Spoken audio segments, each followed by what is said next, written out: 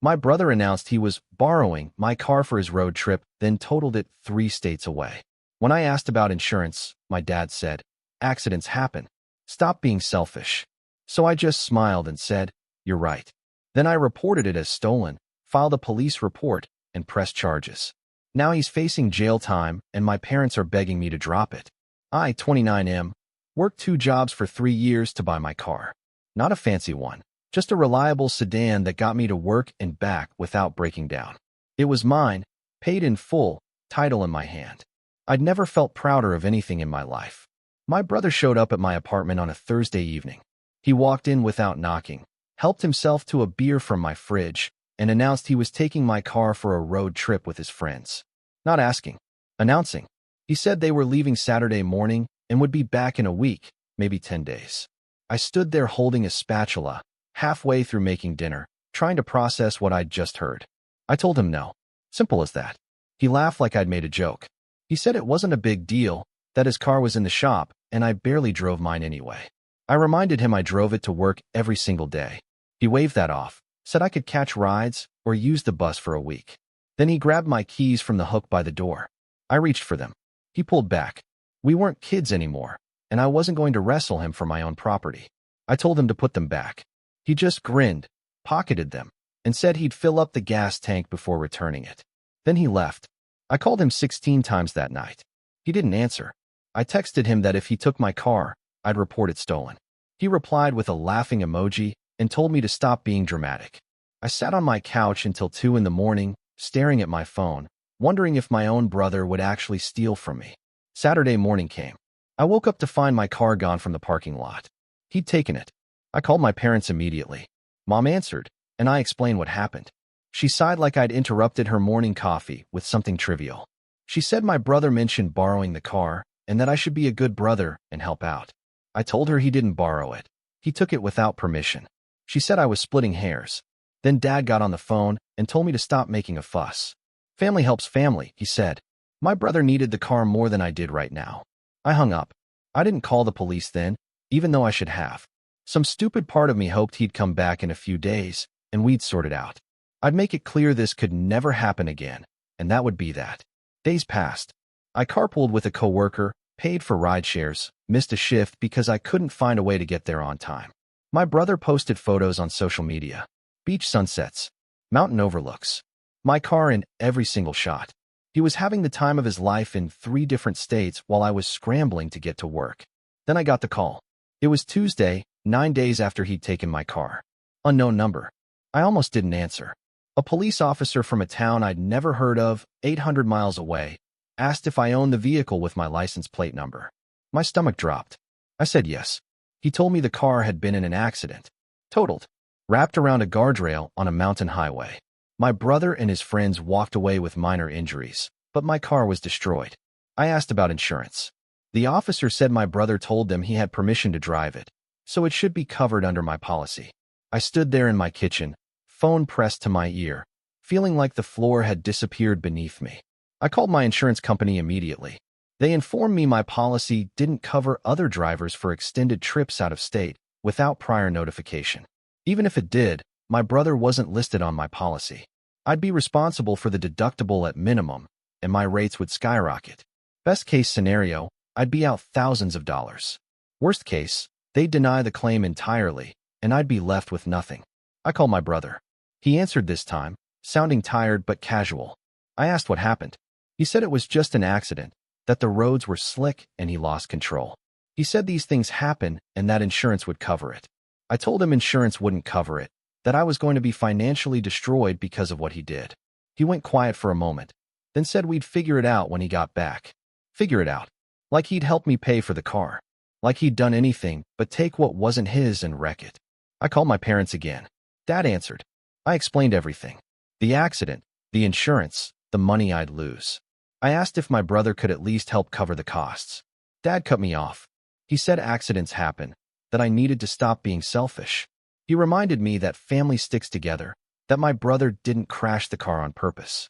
Then he told me I should be grateful nobody died. Grateful. I sat on that word for a long time after we hung up. Grateful that my brother stole my car, drove it recklessly 800 miles away, totaled it, and left me to deal with the fallout. Grateful. Something crystallized in my mind then. A clarity I hadn't felt before. I realized my family had never seen me as someone whose boundaries mattered. I was the responsible one, the one who worked 2 jobs and paid his bills on time, the one who could be counted on to absorb the chaos other people created. They expected me to take this hit because that's what I always did. Not this time. I smiled to myself, sitting alone in my apartment. I called Dad back. He answered, already sounding defensive. I told him he was right. Accidents happen. Families should stick together. I shouldn't be selfish about this. I could hear the relief in his voice as he thanked me for being reasonable. I hung up and called the police department in that distant town. I told them I wanted to file a report.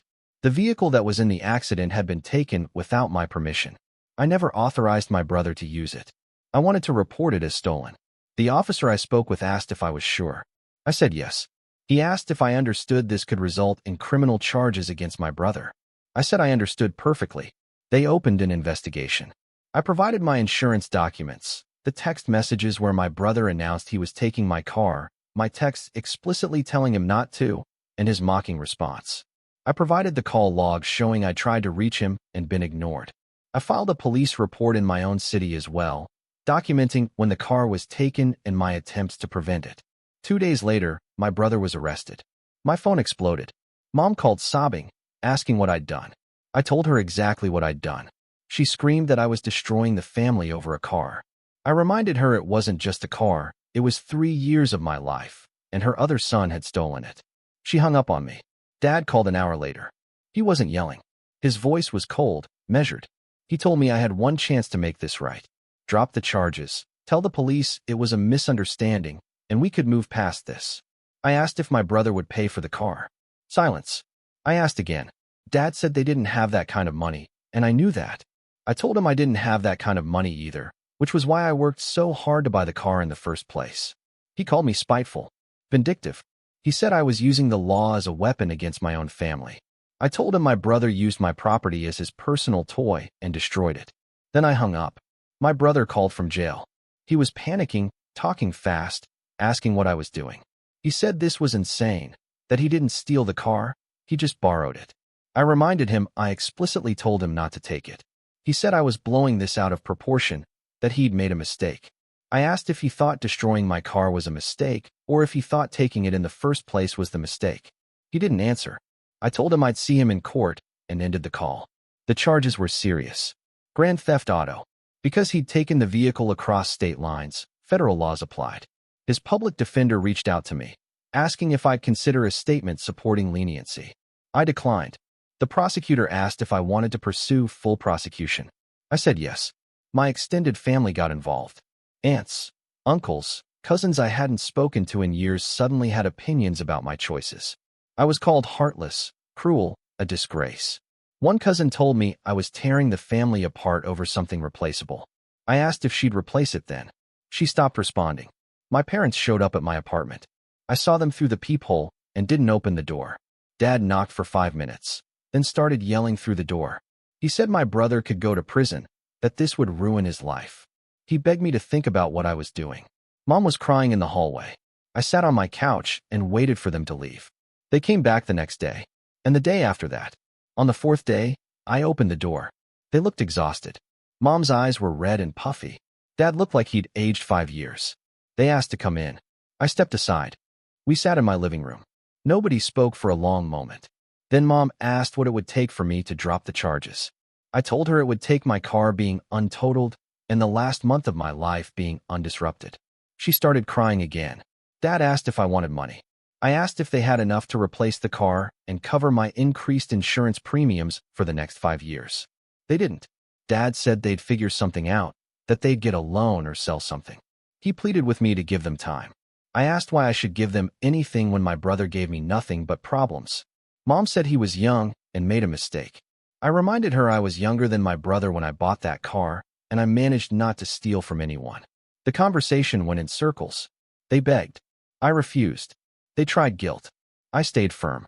Eventually, Dad's desperation turned to anger. He stood up and told me if I went through with this, I'd be dead to them. No more family dinners, no more holidays, no more contact. I'd be alone. He said it like a threat, like the worst thing he could imagine for me. I looked at both of them. These people who raised me, who were supposed to have my back. These people who watched my brother take something that wasn't his and expected me to absorb the loss because it was convenient for them. I told them I'd been alone this entire time. I just hadn't realized it until now. They left. I haven't heard from them since, except through lawyers. The legal process moved forward. My brother tried to argue he had implied permission because he'd borrowed the car before. I provided records showing he'd asked those previous times, and I'd agreed. This time, I had texts proving I'd refused. His defense fell apart. He took a plea deal. The prosecutor agreed to reduce the charges in exchange for restitution and probation. My brother would have to pay me back for the car's value, though it would be through a payment plan over several years. He'd avoid jail time, but he'd have a record. His future job prospects would take a hit. My parents blame me for that too. I used the restitution agreement to get a loan for a new car. Nothing fancy, just reliable like the old one. I drive it to work every day. Sometimes I think about what I lost. Not just the car, but my family.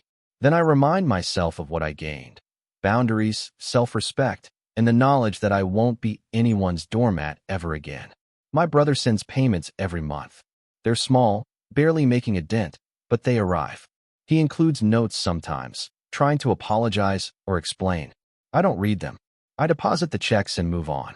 Friends ask if I regret it, if I think I went too far. I tell them I regret that it came to this, but I don't regret standing up for myself. My brother made choices, my parents made choices, and I made mine. They wanted me to sacrifice my financial stability for their comfort. I chose differently. Some people call me cold. Maybe I am. But I'm not broke, and I'm not being taken advantage of anymore. That feels like a fair trade. Update 1. It's been 4 months since I posted. The payments keep coming. My brother hasn't tried to contact me beyond the notes with the checks, which I still don't read. My parents haven't reached out either, though I hear things through mutual acquaintances. Apparently, they've been telling extended family their version of events. In their story, I'm the villain who destroyed my brother's life over a fender bender. They've conveniently left out the theft, the lies, and the fact that my car was totaled. Some relatives believe them. I've been uninvited from a few family events. It stings less than I expected. What surprised me was the support I got from unexpected places. A cousin I barely knew reached out. She'd heard both versions and wanted the truth. I told her everything, showed her the texts and police reports. She was horrified. Turns out my brother had pulled similar stunts with other family members, just never to this extent. She'd loaned him money he never repaid. Another uncle had let him stay rent-free and he'd trashed the place. There was a pattern, and I'd been the first to actually hold him accountable. That cousin has been sharing the truth with other family members. The narrative is shifting. Slowly, but it's shifting. Some relatives have apologized. Others remain convinced I'm the problem. I've accepted that some bridges are burned permanently. My brother got a job. I know because his payments increased slightly. Part of me wonders if he's learned anything, if he's actually growing up. Then I remember him laughing while pocketing my keys, and I stop wondering. I'm doing okay. Better than okay, actually. Setting that boundary changed something in me. I'm more confident at work, more willing to speak up when something isn't right. I left one of my 2 jobs because I realized I'd been staying out of fear, not necessity. Life feels lighter without constantly worrying about who might take advantage of me next. People keep asking if I'll reconcile with my family eventually. Maybe, but it won't be on their terms. It'll be when they can acknowledge what actually happened and take responsibility for their part in it. Until then, I'm content with the distance. I still drive past my parents' house sometimes. Old habits. I don't stop. Just a glance as I go by, a tiny acknowledgement of what used to be. Then I keep driving, heading wherever I'm actually going. That feels like the right metaphor for where I am now. Moving forward. On my own terms. In a car that's actually mine. Thank you for watching. If you enjoyed this story, please hit that subscribe button. Don't forget to give it a thumbs up and share it with friends or family who might enjoy it too.